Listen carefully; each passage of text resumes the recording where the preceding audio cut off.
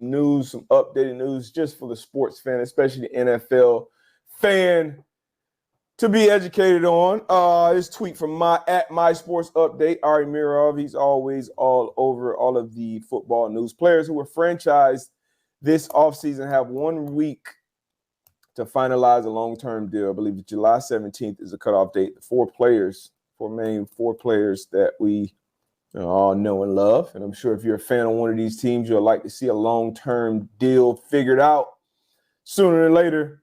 We know deadlines spur action for the most part. And we got a week right now for Saquon Barkley, running back for the New York Giants, to get under contract, or he'll have to report and play under this 1-year franchise tag, which nobody wants to do that, especially a running back.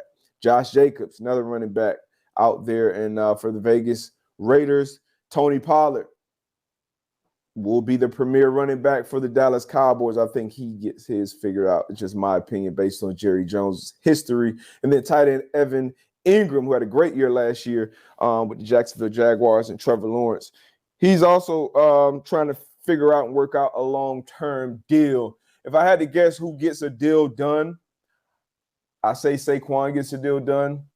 Gotta have it. Gotta have him. I saw reports coming out about Daniel Jones asking for top 5 quarterback money, 45, 47 a year, whatever it was, as he should, in my opinion, regardless of what we think about where he ranks in the NFL. Or it's been a lot of guys that have been paid top 5 quarterback money that damn sure ain't top 5 quarterbacks.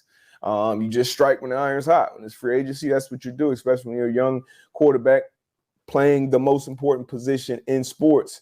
You're damn right I asked for 47. But he got a good deal nonetheless. But I think Saquon's deal gets done. Not as sure about Josh Jacobs. Josh McDaniels comes from that Belichick tree, so don't think they're going to pay a ton of money to a running back. That's just my opinion. I think Tony Pollard's deal gets done. He's obviously had an injury last year to end this year, but he's expected to be back at full strength. An absolute dog.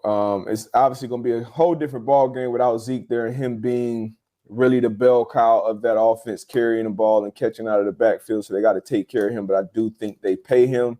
Evan Ingram, kind of 50-50 on him, but he showed a lot last year. He was the player that a lot of people expect him to be coming into the draft on that offense with Doug Peterson and Trevor Lawrence. I think he's a key piece, even with adding Calvin Ridley. That Jacksonville Jaguar offense is going to be something special to watch. So I think at least 2 of those guys get long-term deals